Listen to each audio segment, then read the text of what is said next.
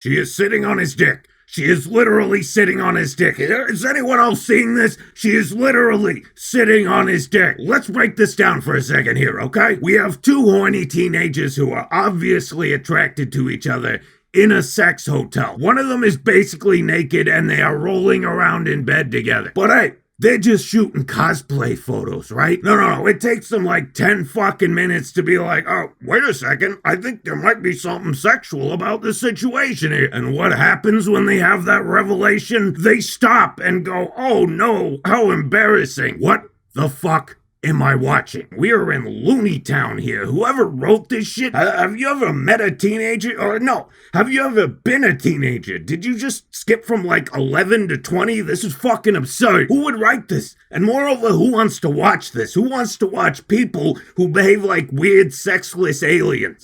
Gojo? Hey, Gojo. Hey, Gojo! Yeah, hi.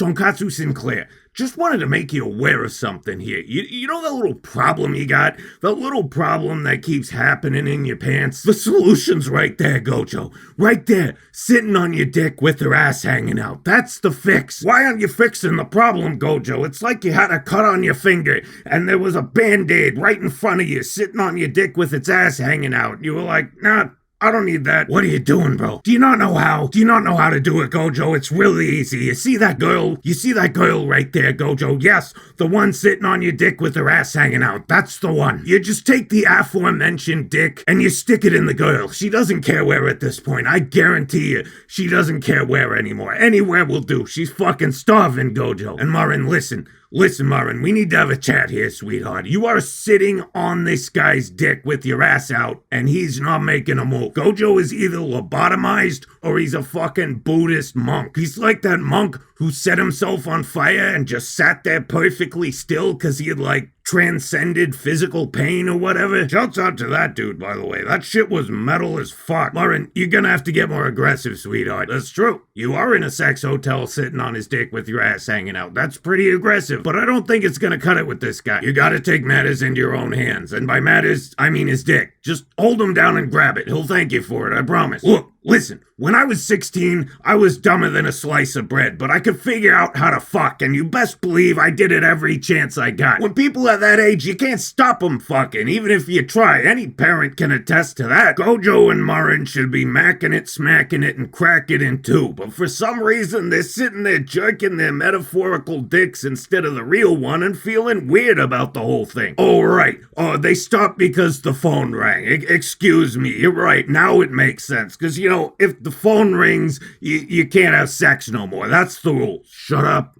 and fuck off. Look at the poor thing. She's fucking shell-shocked. She's like, holy shit, I threw every move I got at this motherfucker, and he picked up the phone. In my first video on My Dress Up Darling, I said that what would make or break this show was emotional resonance. Were they gonna commit to this romance and make it real and develop it, or were they gonna keep it ambiguous and unconsummated, throw some extra chicks in, and turn it into another boring pseudo-harem? Well, here's our answer. We waste a bunch of episodes dicking around with Loli McSnooch and Literally Who. Marin and Goj don't fuck because of a phone call, and at the very end, as an ultimate slap in the face, Marin confesses to Gojo, and he's asleep.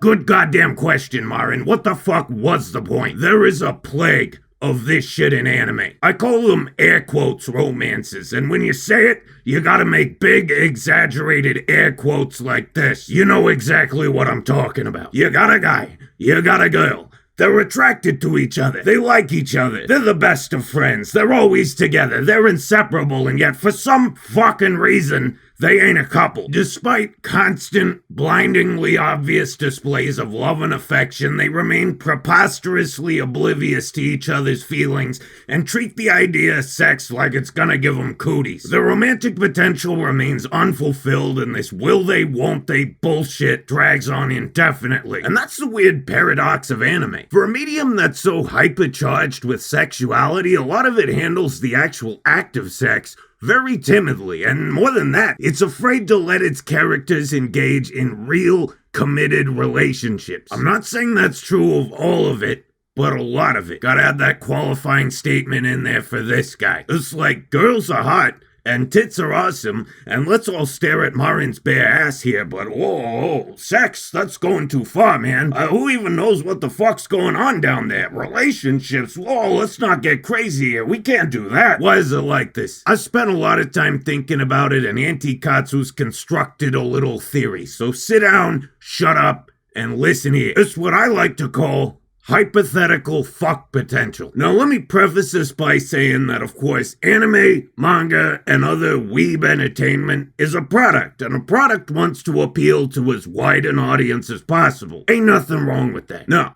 I think the problem is that there's a segment of this industry which thinks you're a shallow narcissist with attention deficit disorder, and the only way to sell you their product is to pander to your supposedly self-absorbed, lazy ass in a way that seriously compromises the quality of the writing. They don't believe that you're mature enough to simply enjoy a show about a fictional character. No. They think that the only way to hold your attention is to create a character that you can project yourself onto and use to play out your exact personal wish fulfillment fantasy. You see, this story could have just been about Gojo and Marin falling in love. Just this young man and this young lady establishing and developing a relationship. But see, here's the thing. Marin is a female of average height with big titties. She has a buoyant personality and she's friendly and outgoing. What if you shallow narcissists don't prefer that exact personality and body type? You're gonna lose interest, right? It couldn't be possible that you'd simply like to experience a story about two unique individuals falling in love. No. The story has to be constructed such that you can insert yourself into it and mentally gerrymander it into the closest possible approximation of your own ideal romantic fantasy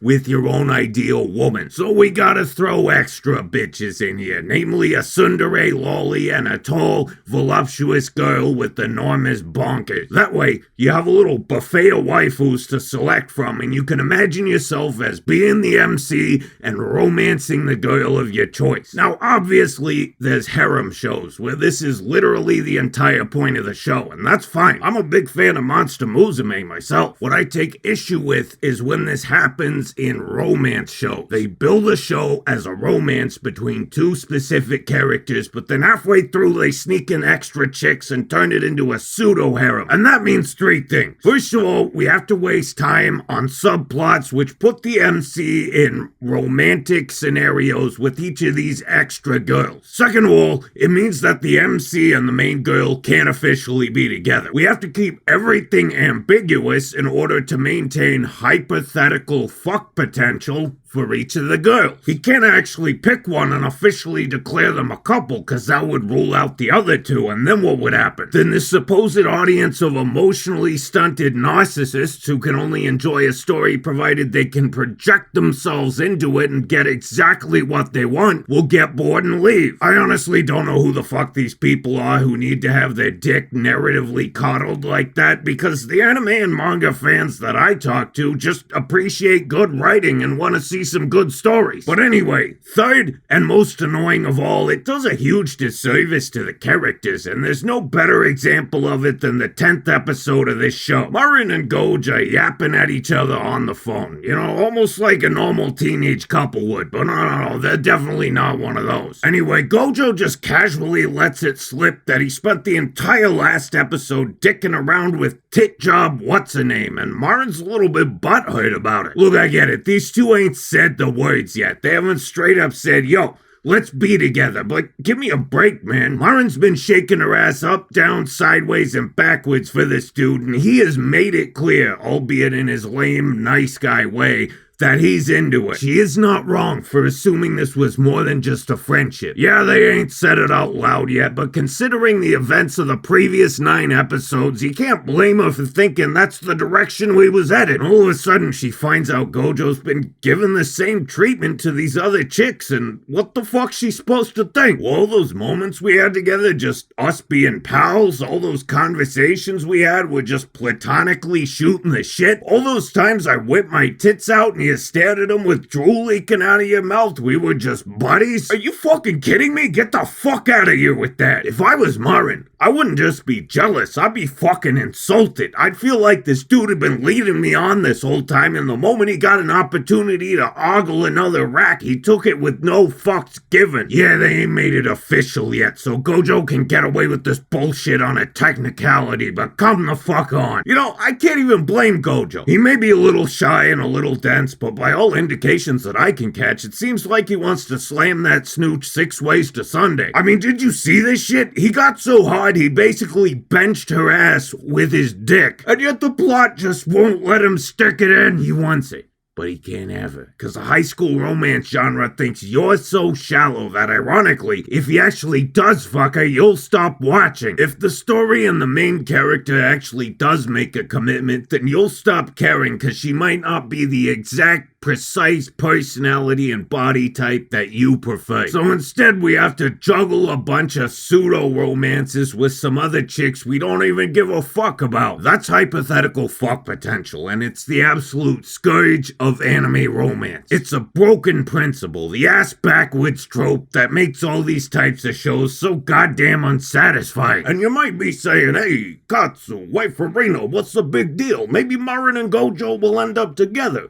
Maybe they're just taking their time developing the romance, huh? Yo, listen, spoilers, alright? I'm about to say spoilers for the manga, which will theoretically, maybe, who knows, become future seasons of the show, if it continues. Don't say I didn't warn you, and if you want to skip the spoilers, go ahead and jump to this timestamp. This manga has been running since January of 2018. That's 4 years, and Gojo and Marin are still just friends. That's the thing about these air quotes romances. They just drag on and on and on, and it's always like, well, maybe they will, and maybe they won't, you know? Just let them be together. Just let them be happy. Stop hamstringing their relationship for the sake of a bunch of self-absorbed losers who, honestly, I think are a negligibly minor segment of the audience. People just want good stories. Stop pandering to the lowest common denominator and just give us a satisfying romance. Hey, you know what is a good story? You know what's an impeccably crafted narrative that respects your intelligence and doesn't cater to the lamest part of the audience? The story of Tonkatsu Sinclair. It's the greatest anime on the internet, bar none, I assure you. Here's the deal. A pint of taka is $3. A pack of Camels, $6. Go ahead and cancel that $10 Crunchyroll subscription, spend $9 on the pint of vodka and the pack of smokes, and then take that last dollar and give it to me. That's right, for just $1 per video, you can help me, Tonkatsu Sinclair, take over the internet. You can ensure that I have the finances to continue making the highest quality weeaboo-related content. I mean, you got $1 worth of enjoyment out of this video, didn't you? Of course you did, so give me my fucking money. If you don't, you're basically stealing from me. And you ain't a thief, are you? Of course not, so fucking pay me. Or I'll cut you. Okay, I love you, bye.